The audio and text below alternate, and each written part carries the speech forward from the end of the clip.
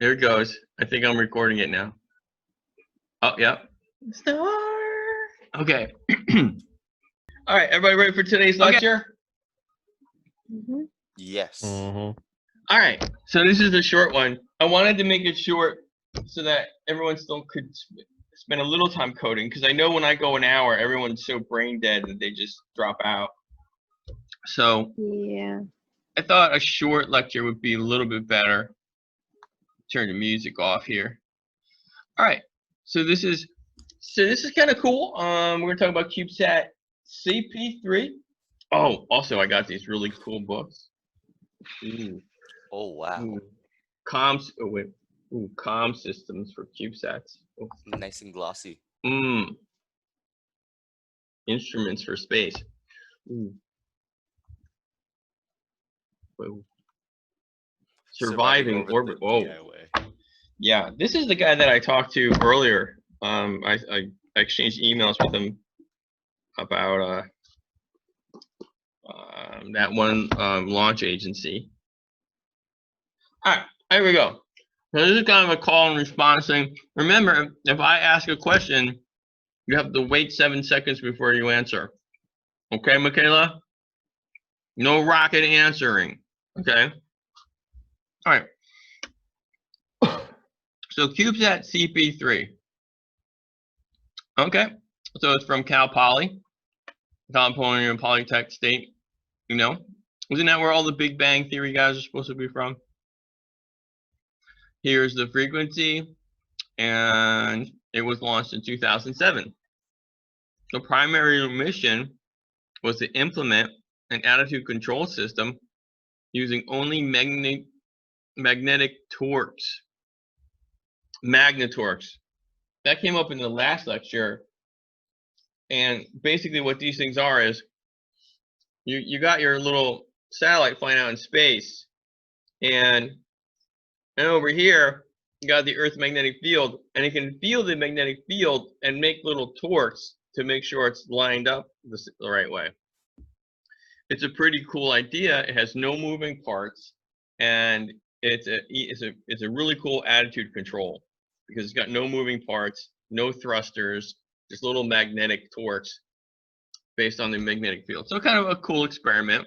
Just 2007, so it's probably never been done before. This is actually what it looks like. Okay.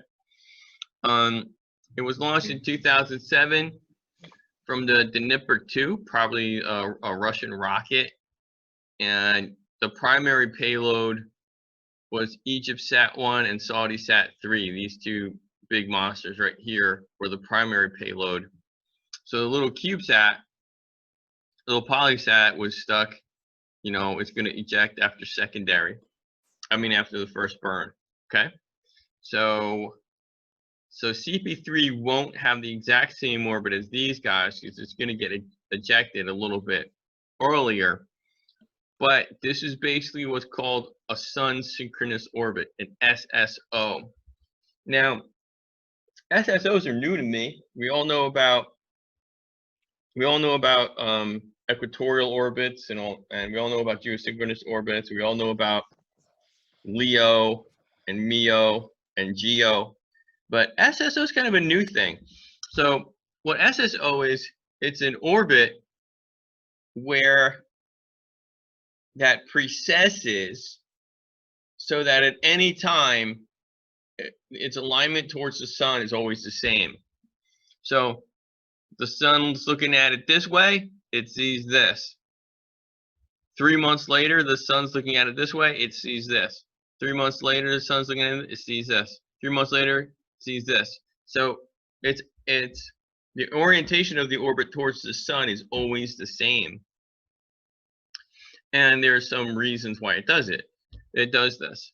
So the orbit actually precesses 1 degree every day so that it always has the same angle towards the sun. So the primary payload here had an SSO orbit, which means, of course, that the little CubeSat is going to have pretty much a similar orbit, SSO orbit. Okay? And what is that orbit?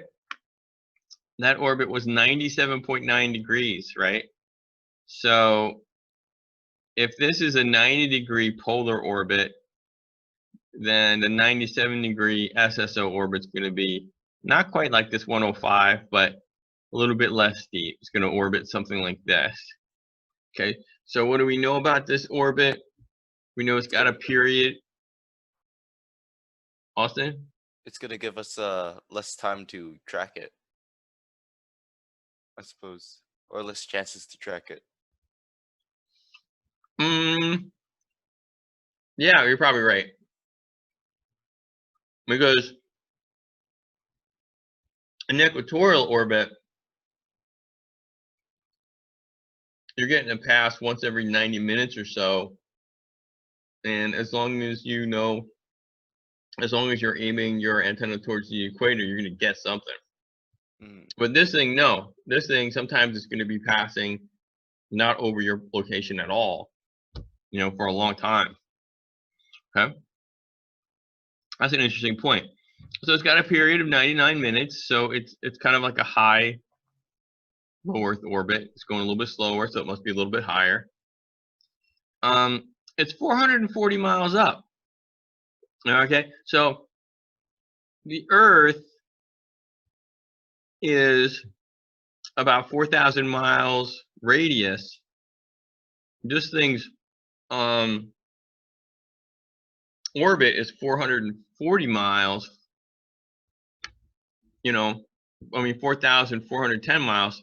So this thing's like, so if this radius is 4,000, then this thing is like about 10% out, like a little bit farther out.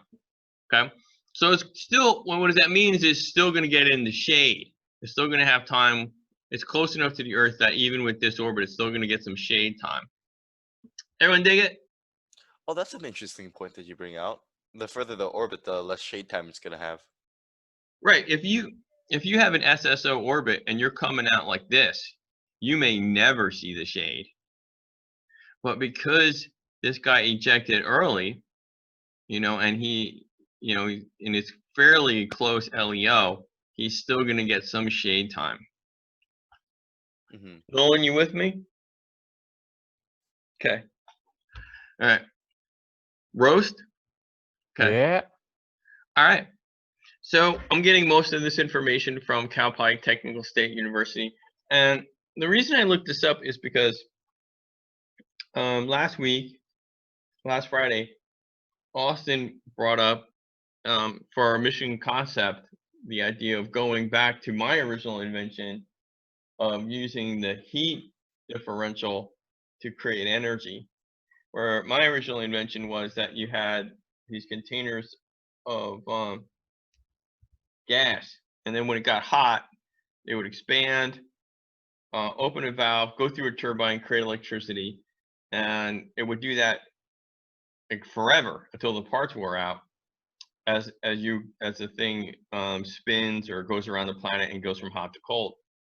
All right, and then but then Austin mentioned the Stirling engine, which is a little different because it has like it has moving parts, but they're with pistons or something like that.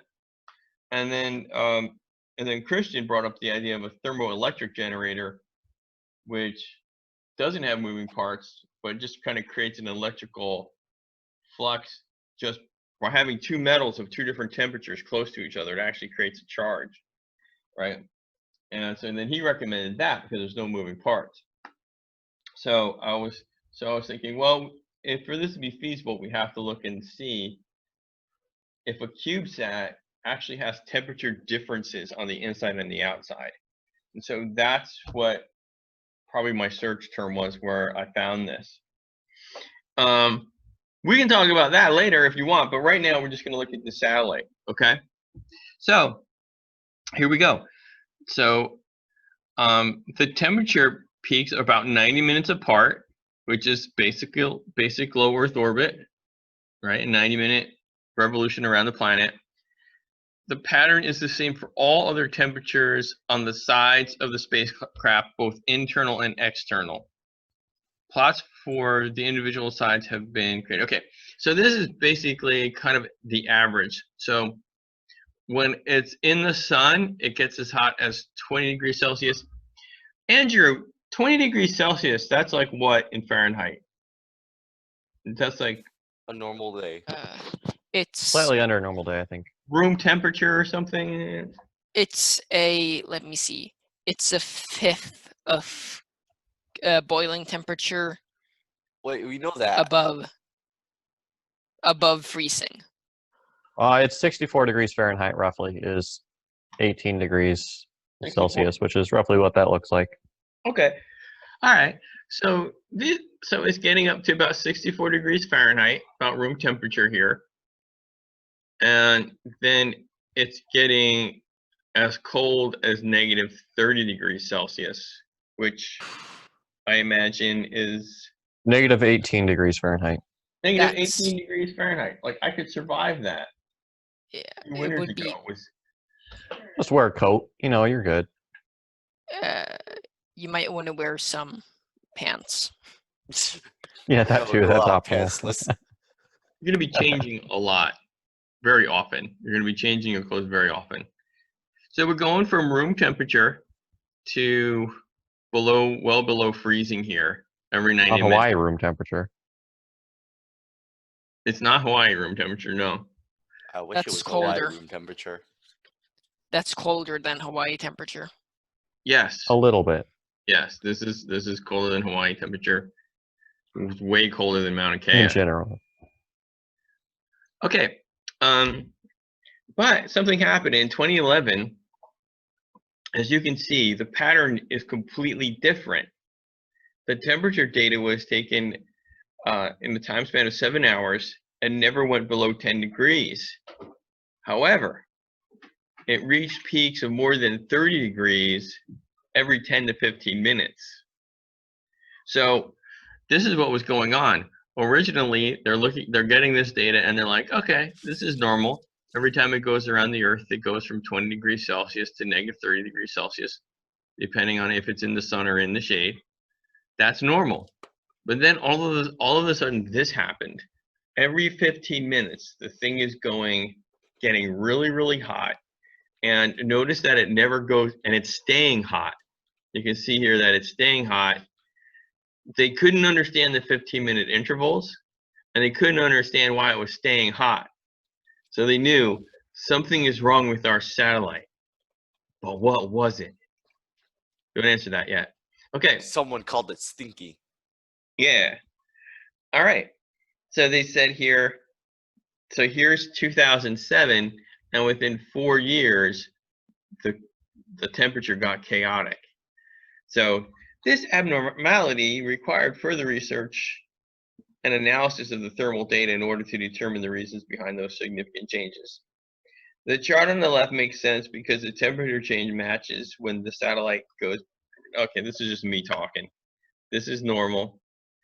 But the chart on the right makes no sense because it's getting hot and cold very fast. Was the thermometer on one side and it was spinning around?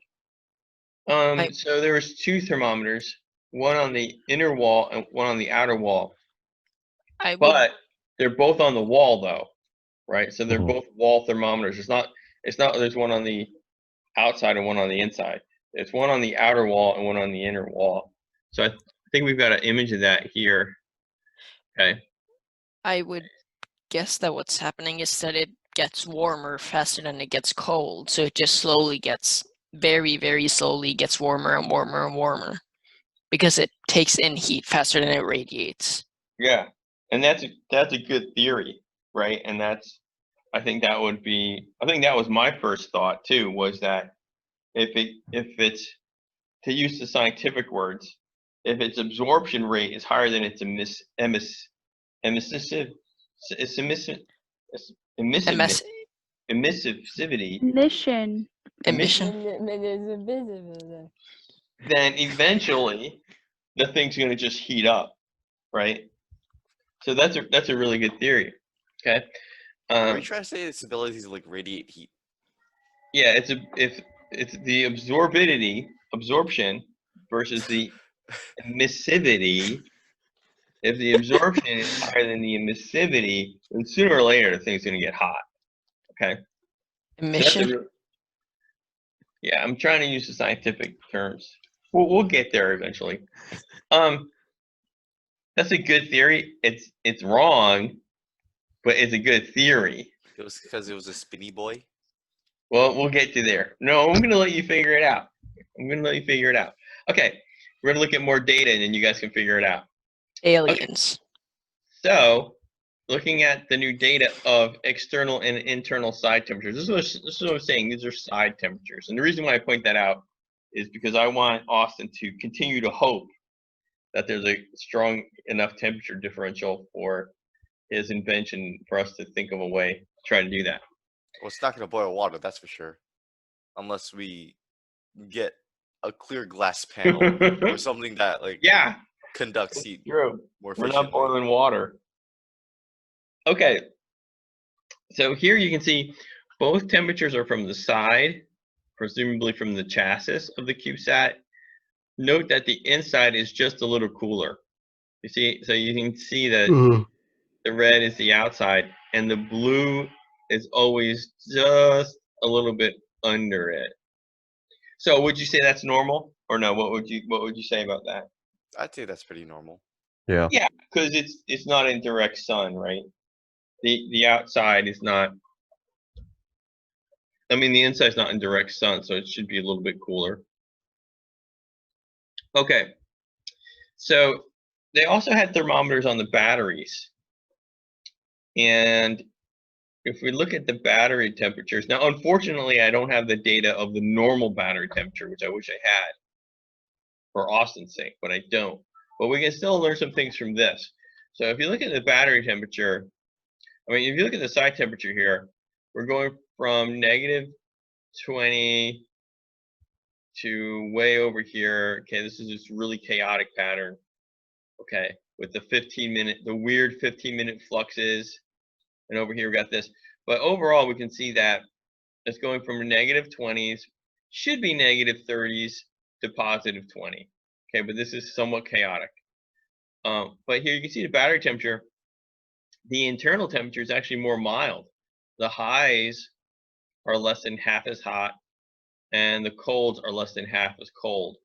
So there's definitely a serious temperature differential between the walls and the interior. I mean, you can see it right here. This is 30, this is 15, this is -20, this is -5. So for sure, we're going to have a massive temperature differential. Okay, so we can at least come to that conclusion. But in any case, getting back to our story, the batteries here, so the inside's getting very hot and not as cold as it should be getting, but the inside is not getting as hot or cold. So what does that suggest? Wait 7 seconds, Michaela. Everyone's thinking right now. Okay, what does this suggest about the cause, right? Because we're trying to find out why is this thing heating up in these crazy intervals, 15-minute intervals. And we're looking at this, and does this give you any ideas? All right, so I have theory. Okay. So I'm gonna say that the CubeSat is spinning, which causes the thermometers on the sides to enter and exit out of daylight, causing the temperature to spike up and down. However, since the batteries are attached to the frame, they'll just receive a steady supply of heat every 90 minutes or however long this is. Okay. Or So you're saying that these crazy spikes here are from the satellite tumbling? Yes. They do also, the crazy spikes have a pattern to them, generally going up and then going down, and then, you know. Right. So it's still getting hotter. It's tumbling and getting hotter, and then it gets cold. And it's tumbling and getting hotter, and then it's Yeah, it getting does seem like the spikes do have a very normal pattern. Or yeah. yeah. this An interval of when they spin. the But these, external temperature measures could also just have been broken. oh, the thermometer's being broken. Yeah. Okay, that's a really good theory, and it's something they looked into. But the thing that they did look into that, Andrew. But if we look at this, you can see that the interior and exterior wall thermometers and the interior battery thermometers do follow a pattern, and not the same pattern, but similar pattern.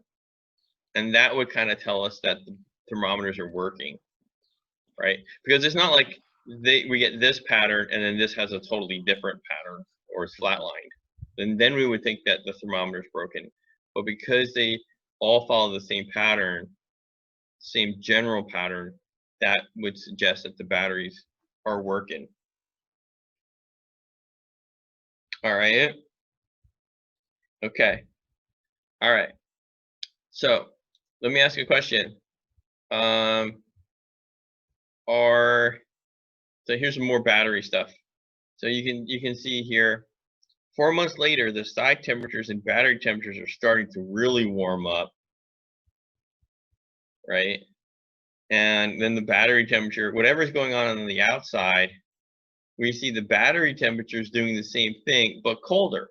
So this is getting really hot, 40 degrees up here, really, so, but only 20 degrees on the inside. Okay. That's 104 Celsius. Ooh. No. This is 40 degrees Celsius. Yeah. Oh yeah. I mean that's 104 degrees Fahrenheit. Fahrenheit. Oh, this is 104 degrees Fahrenheit. Okay, that's hot. That's Okay. hot. 140 Although degrees. cars run at much hotter than that. Oh yeah. Yeah. Or- So Or just my computer. let Yeah, me computers ask as a well. question. I'm going to ask the question. Everyone's going to think for 5 to 7 seconds. Is it warming up because of the batteries? Is it warming up from the inside because of the batteries?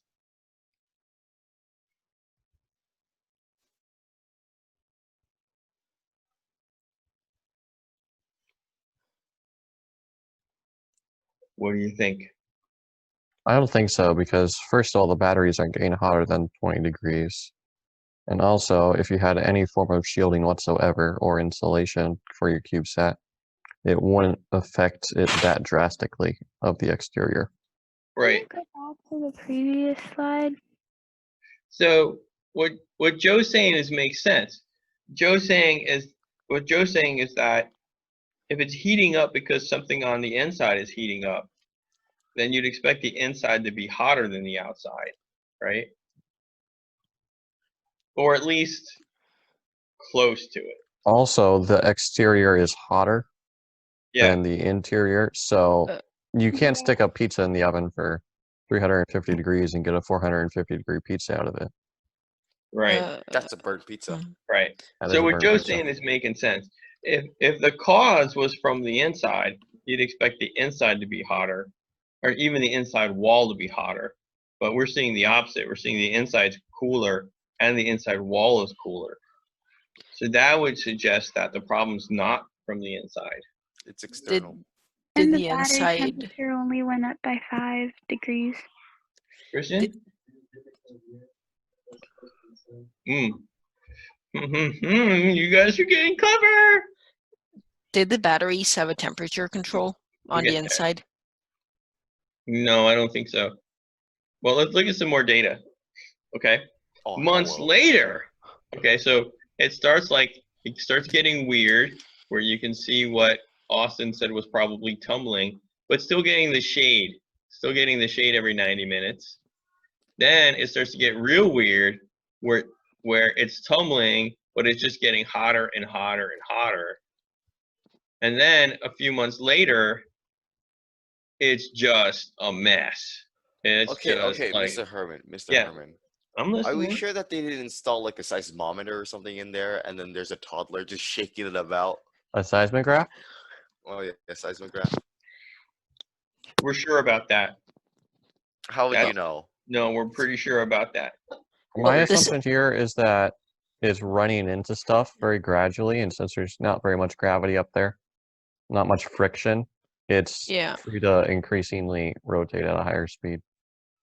Okay, so you're saying There's that still it's tumbling faster and faster.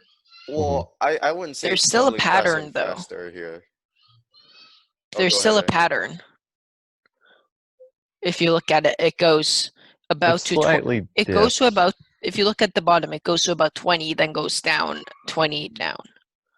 Like you can see it goes in a pattern. Yeah, the battery temperature follows it roughly, right? So here we're going, you know, you can see this here, this here, this here, this here, this here, this here. But the inside, the temperature flux on the inside is muted because I it's wouldn't- conductive. So it's not going to be as sudden as the outside temperature flux is. I wouldn't say that it's rotating any faster, because if it were to rotate any faster, then you have to like think of it like a rotisserie chicken. You don't immediately jump up in temperature once you rotate into the fire like that. Yeah. Yeah. Like it'll take a little bit of time, so it'll start evening out the entire temperature, like averaging out the temperature of the entire CubeSat. And there's nothing to make it tumble faster. It's not like, you know, like the ballerina thing where she pulls her arms in. That's unless Space No. debris. Joe's saying that there's space debris that's making it tumble faster, I think. like it's dragging on the upper atmosphere. No, space debris. Well, I mean, atmosphere is also an yeah, idea. I mean it's possible, but the atmosphere, the thin upper atmosphere will still create some drag that I don't actually know. I know it creates drag so that the thing eventually falls into the earth and blows up, but I think the differential between the drag on the top of the CubeSat and the bottom Oh. of the CubeSat is too low to actually affect its spin okay. too greatly. Christian just pointed something out. Christian says it's not spinning faster, it's just this is a different time frame here. So that's, oh, look at that. So this is like, wait, that's like an hour. And this, oh, that's like an hour. Okay, so probably the spin rate's the same. Probably about Ah, okay, so we're not going to worry about the spin rate. So, but you can still see though that now it's really, it went from starting to get a little chaotic, right? Because we know this was normal. Hot, cold, hot, cold, hot, cold. Starts to get chaotic. Starts to get almost making no sense here. And then finally this pattern, which you can barely see that there are like these little cool points that are maybe still 90 minutes apart, you know, but mostly this is getting really chaotic.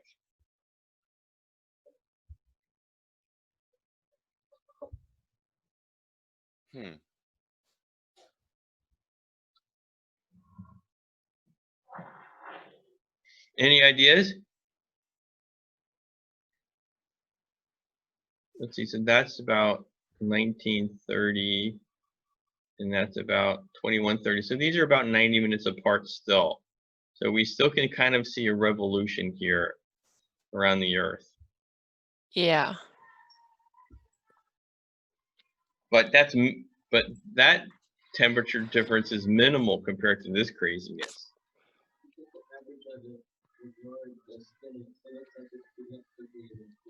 All right, I give up, Mr. Herman. What's? Let's look at more evidence. Okay.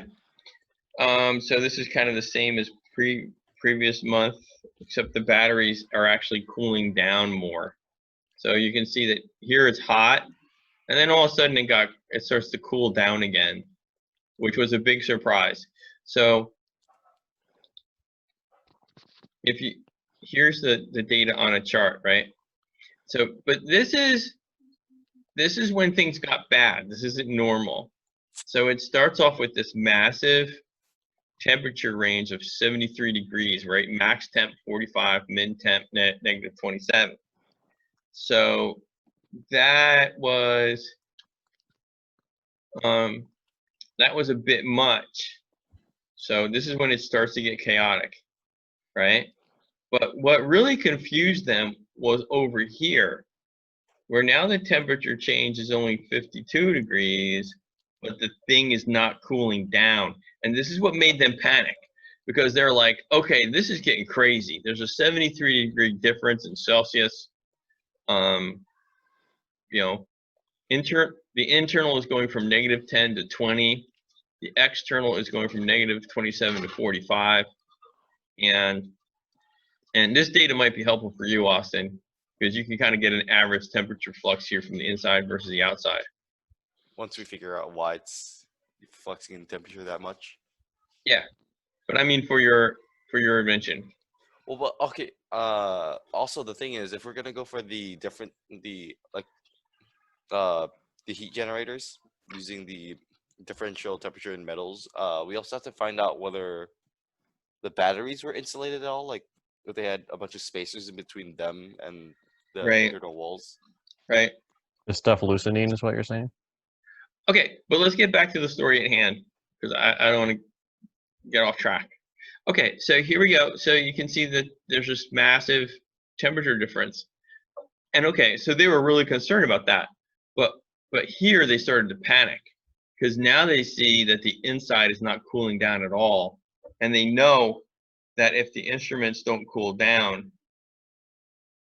the thing's going to break, right? I mean, sooner or later, if the instruments on the inside get too hot, their spacecraft is done for. It's not going to work anymore.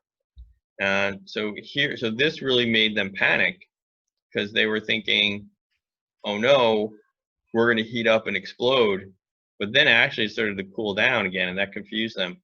The other thing that confused them was they were used to this kind of 90-minute interval, which is your Wait, basic. Mr. Herman, what you highlighted there was the minimum temperature and the period. So what we're seeing right now, oh yeah, the max temperature is increasing slightly. Yeah, well, the minimum, that's the whole thing. The minimum temperature doesn't cool, it doesn't start. The minimum temperature, look, minimum temperature here is -10, right? And over here, the minimum temperature, there's like no minimum temperature. Like the max temperature here was 20. Now the minimum temperature is 20. So this is why they started to panic, because the interior was starting to heat up. They didn't think it was going to cool down. But another thing is that over here, the difference between the hot peak and the cold peak was 90 minutes, which made sense. You expect to have a hot peak and a cold peak 90 minutes apart. Here now they start getting the hot and cold peaks, you know, at almost like half that time, kind of random interval, like 45 minutes. So even the interval changed when it was the hottest and when it was the coldest. So they're very confused. What do you think is going on? Is it because they're going through different seasons? Well, let's start with the process of elimination. We've eliminated an interior problem, basically, right? We've said it's probably, okay, go. I'm not saying anything. You guys go. Could this perhaps be changing? Is there a attitude or orbit around the Earth changing, shifting? Yeah. So the precession of because it's an SSO orbit, right? Oh, it is. All right. It's pretty much an SSO orbit, 97 degrees. So it's an Mhm. SSO orbit. Go ahead. So if it's an SSO orbit, then there's going to be points of time where it'll be able to stay in the Earth's shadow for longer periods, and then other points of time it'll not have enough time it'll have less time in Earth's shadow. Yeah. Therefore, giving it less Kind time of to what cool I down. meant by seasons. Right. The sun thing. So because it's got this funky SSO orbit, and because that orbit precesses, there might be times of years where this thing actually gets stuck in the sun For a longer period. for a longer period, right? Okay. Well, here's a little bit more stuff. Table 2.1 shows the time periods between the peaks. Most alarming of all was the following 8 dumps. So that's the cool geek way to say they got data. The following 8 dumps during that time span were between 35 and 60 minutes rather than 99 minutes. These decreasing time periods between the temperature peaks raised concerns about the orbit. Okay, I mean, I already said this stuff, but I didn't highlight this. They highlighted this. Yeah, so the minimum temperature really got them concerned. Okay, here's another thing. Another thing they looked at was that they looked at the battery temperature over the period and the battery volts over the period. Okay, it looks like the volts are staying the same at 4 volts. What does that rule out? Electrical failure. Right. It's not heating up because of some short. All this crazy stuff is going on. The batteries are staying at solid 4 volts. It's good So batteries. they're good Yeah. batteries. Okay. Unless they were initially a 5-volt battery. Okay, let's look at another clue. The voltage from the solar panels. Yeah, I was gonna ask this, whether or not they increased or decreased. Okay, that's a good question. So you can see here that when we start the chaotic pattern, the volts, are still going down here. This seems like this But is then- when it's in its stable pattern It behind appears the there's a maximum amount of solar power that it can produce. This isn't. This is the semi-stable pattern that still has the drop, but it's not. This is the early. This one on top here is the early chaotic pattern. This one Still- is the full-on chaotic pattern. It seems like they produce about the same amount because they both have a top of approximately 5 volts. Mm-hmm. Okay, but which one do you? Also, are the solar panel and the thermometer in the same position on the exterior of the satellite? I doubt it. I'm pretty sure the thermometer is probably on the faceplate that's facing the sun. Yeah, one of the Yeah. thermometers on the outside. Do you want to? Well, I'm kind of holding back, so let me show you the next one. Okay, so here's the trend from 2010, the overall trend. You can see. So yeah, it's getting more exposure to the sun. Mm-hmm. So the solar panels are pulling in more and more power. What does that suggest? More sun. More and more sun. Yeah, more and more sun. So what theory does that? Well, Earth has a slightly elliptical orbit, doesn't it? Okay, yeah, I mean, it could be. Well, that's it. You're now bringing up a whole different theory than the one that you had before. Well, I mean, they could play hand in hand. The Yeah, it different could be both. orbits. It could be that. It could be the orbital thing, and the fact that it's in Earth's apogee orbit around the sun. No, wait, no, perigee is the close one, right? Apogee is the far one, yeah. Yeah. I would assume the orbit just spends more and more time in the sun before a couple months later it's gonna go back to spending more time in the shade, and then it's gonna go really cold. Yeah. So what you're saying is if the orbit's going to give it a hot period, it's also going to get a cold period sooner or later. Yeah. Yeah, it's a weird thing because it wasn't like it happened every year, but it actually took 4 years for it to get weird. But orbits are not perfect. They're not. Most orbits are not. They're not perfectly stable. They drift and stuff like that, right? Okay. So, but this definitely says. Does this say the problem is on the heat's come from the inside or the outside? Outside. Outside. So we pretty much confirmed that the heat's coming from the outside, right? Because it's not the batteries for sure, and the inside seems to always be cooler than the outside. So this definitely, but this says it's not just from the outside. This says it's got something to do with the sunlight, right? Okay. So to end our mystery, influence of satellite orbit.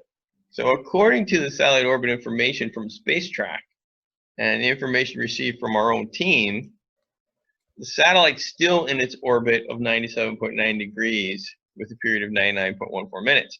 However, it is assumed that the satellite is flying in an orbit that would cause it to constantly see the sun during the time of the irregularities. So did you guys get it right? Yeah. Right. You guys got it right. You figured it out. Because we're See, big I knew brain. you would. Okay, this would I explain. think it's more they figured it out, and then I just took a while to understand. No, it's a team, Michaela. That means if one person figures it out, everybody figures it out. Hmm. How teams work. All right. Yeah, so it was Those just are really that. big LEDs, Michaela. Little Christmas lights. Mm-hmm. Mm-hmm. Everyone's got a fake background. Love it. I see a falling star. Love that. I think I have that playing right now. Okay, since the satellite is in 99.14 degree inclination, the albedo, this is one of the things that also made it get weird, was that every time it was near the North Pole or the South Pole, the poles reflect a lot of light. So you can see here that the North Pole and the South Pole reflect almost over 50% of their light. You know, if that's how the math works, and I think it is, right? So this is going to create a weird flux too, because now not only are you stuck in this orbit where you're getting sunlight all the time, but you're still getting it at different values, because when you're near the poles, you're getting the sunlight plus a 50% reflection of the sunlight, right? And the South Pole too, right? You know, Hmm. so that's pretty crazy. Like, does And it have warmth, or is it just like projected? what's that? Like, does the light that's reflected have warmth? So does it contribute to the spike in temperature, or is it just like reflecting light? Yeah, it'll create heat because you're gonna you're gonna hit that light's gonna hit you and you're gonna absorb it. So it'll create heat. Hmm. I mean, I know it's reflecting off of ice, so you think it's coming at you like cold light, but no, it's still coming at you. The wavelength is what carries the energy, not. It's not like it's hot coming out of the sun, then the light, because the light is just light, you know. So Yeah, why don't we okay, just put an ice pack on the sun and then all the light that comes down, we can reverse global warming like that. yeah, and then, like, this nice cool light coming off of the sun, kind of like one Yeah. of those white Yeah, light just things. put like a little what's the thing that, like, if you stick your hand in it Like, that you that it freezes? yeah, Like, what's that called? Liquid nitrogen? Yes, put like a little liquid nitrogen barrier around the sun. Well, And then we have a global apocalypse as everything falls into snow. well, why not? If at that giant point, why not Chinese just? lantern around the sun so we can get that nice kind of white, you know. Well, A nice what? A No. nice that cool point- light. At that point, why not just turn the plasma in the sun into solid ice? Just make it cool enough, and then you'll just have a star-sized ice chunk, Yeah, and then everything will be cool as well. and then our solar Very system cool. will die. Yeah, so we got this funky. I did this purple line. I hope you guys like it. I added this purple line. So the sun's coming this way. It's orbiting this way, right? And so that it's always getting sun, and then also it has these weird reflections that also create like spikes. And that's it. I couldn't find the other thing, so I used that. There, no. Who's that on the top picture? This is Oh my goodness. Oh yeah! Oh, oh my gosh. That's just Yeah. such an old When picture. Josiah got arrested. I What love happened? that picture. Okay, so we just got outside of the mall What? when we were in DC, and there's like a subway underneath, but we were waiting at the bus stop, and then there just happened to be a cop car right in front of us, and then Josiah was like, "Okay, Rachel, take this picture," and he put his hands up onto the car, pretending that he got arrested. Oh my god. Oh, I wish I would have gotten oh yeah. that would have been even better. And then the cop actually came. Yeah. So And actually arrested him. Yeah. That's why Josiah doesn't have his video feed on. He's He's too impressive. nice Guys, to guys, admit look it. at the bottom picture and then look to the left of me. Oh my god. Wait, was that from the first ICC? Joe. That was the award ceremony? Who's that person that's just staring at the camera with like a death glare? No, that can't be the first ISTC. It is the first ISDC. Is It is. Look on his Okay. hair. Yeah, Yes. you can tell. That's he's how got you red know hair. that it's the first ISTC. Exactly. I'm pretty sure that's the award ceremony where the guy, where the kids right behind us kept talking.